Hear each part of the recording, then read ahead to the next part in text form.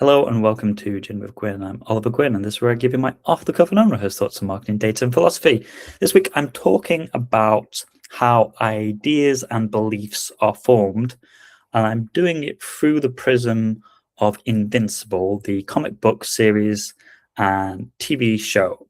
I'm a huge Invincible fan, by the way. I really love the comics by Robert Kirkman, who wrote Walking Dead, and I was very, very excited when they said they were going to do a show, and the show is amazing. So if you've not heard of Invincible and you want to go and watch it, I would advise that you do. Spoilers ahead for Invincible, so you have been warned. And that's where I lost all three of my viewers.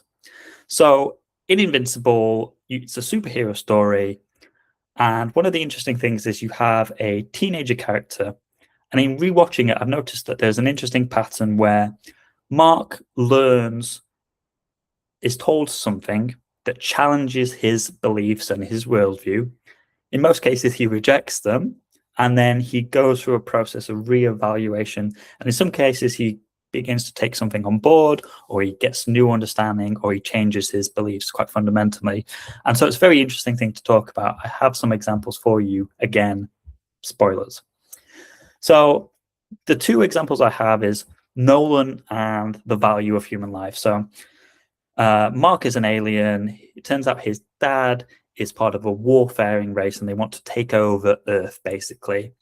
And in doing so, Nolan murders all of the superheroes. He murders a load of people. He betrays his family, and he tries to conquer Earth, which is not good. Don't do that at home. And Mark is, of course, shocked by this and challenges him and says, "Did these people not mean anything to you? You've been here all this time," and all this kind of stuff. And Nolan says, "Well, no, I live thousands of years more than all of these people. They are like ants to me. The same thing is going to happen to you." And he calls Mark's mom a dog at one point, in that, "I know, I love her, she's great, but at some point I know she's going to pass away and I'm going to outlive her," which, as you might imagine, doesn't go down so well. Maybe don't do that when you're trying to persuade somebody to take over the planet with you.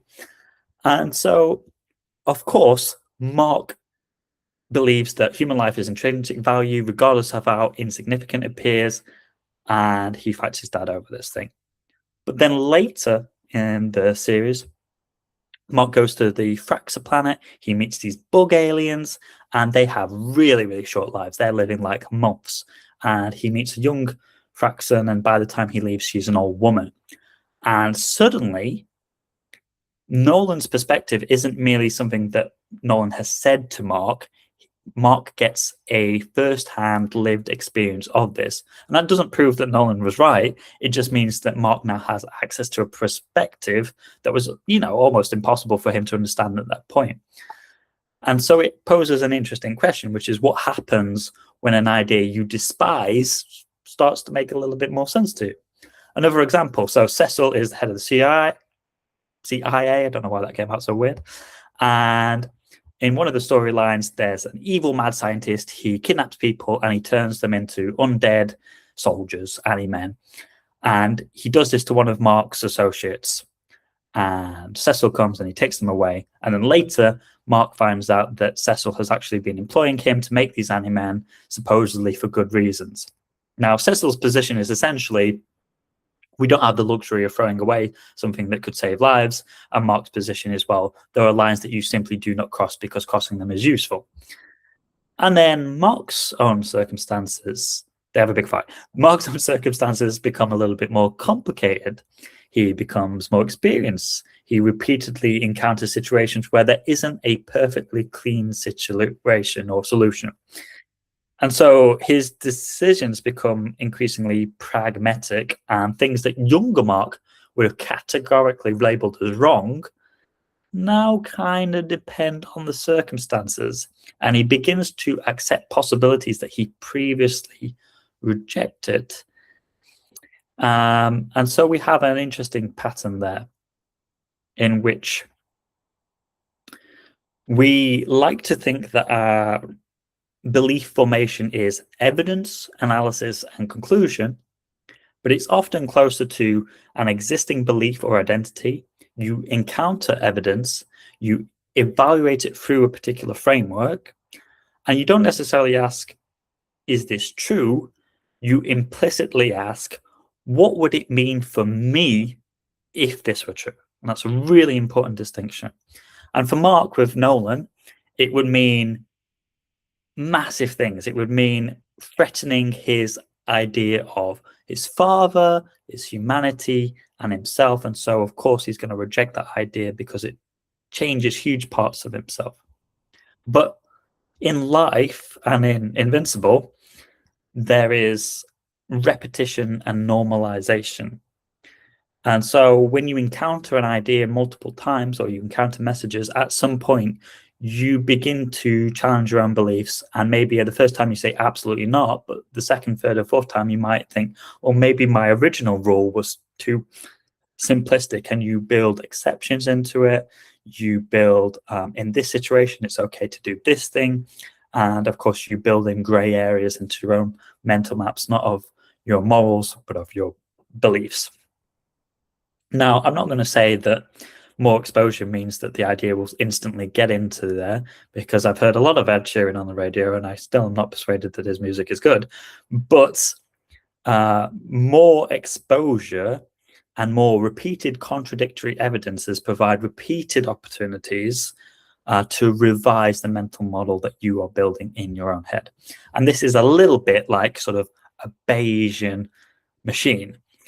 So in Bayesian reasoning, you start off with a prior belief, new evidence arrives, and then you update the probability you assign to that belief.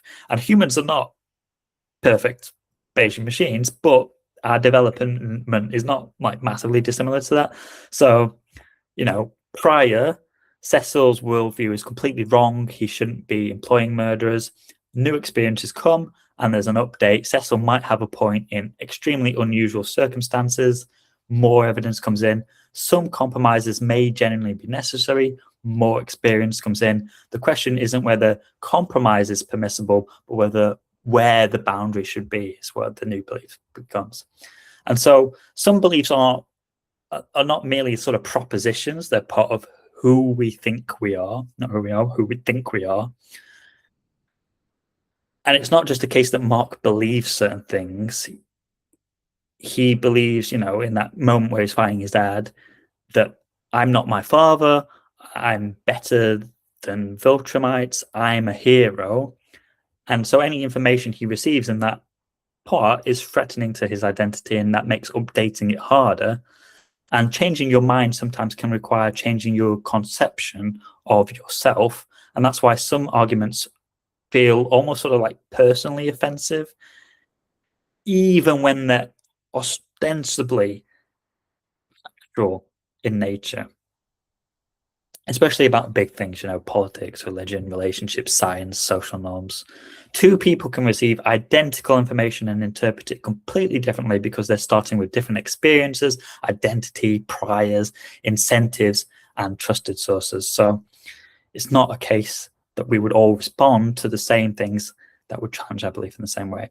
And so maybe the most interesting question that Invincible asks isn't whether the beliefs and the morality are right or wrong. It's what has to happen to a person before an idea they once considered unthinkable becomes thinkable.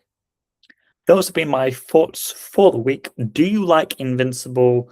Has there been a time, and I think it's very normal, especially when you're growing up, that your beliefs get challenged and you begin to take on new beliefs? But what was an example of something that you really thought, this is not true, I don't agree with this at all, and then suddenly years later you're like, oh, actually, I agree with that? Let me know in the comments below, and thanks for watching another Gin with Gwynne.